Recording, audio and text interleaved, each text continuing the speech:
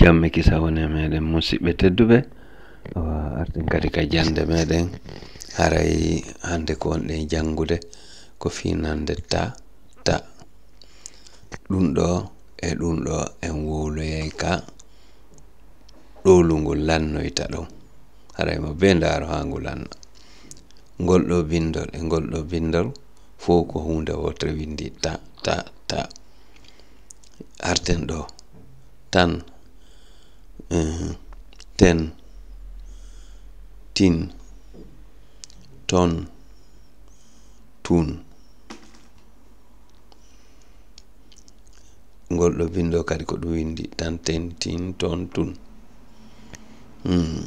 talla tedda tina tokta tuɗɗa tawa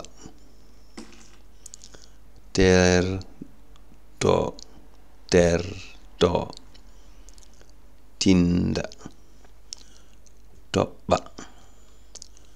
tuɗa tayre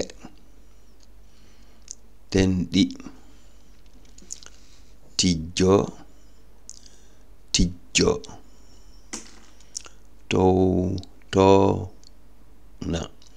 towna tuta tama teleng tinto toɗɗo tutta ko timbo wonno lamorde fuuta jalo nden tamba e teli no weldi gila ko ɓe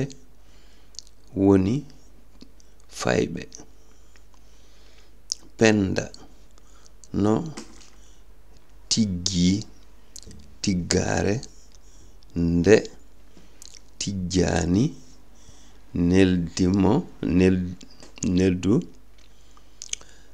neldunomo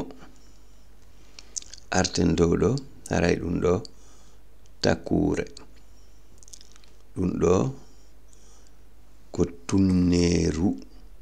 tunneru menen no menna tunniru kono jaga ko tunneru gasa wiyede haray ɗo ko numéro WhatsApp on beru falaɗo ɓeytude o mi wawa humpodirde ton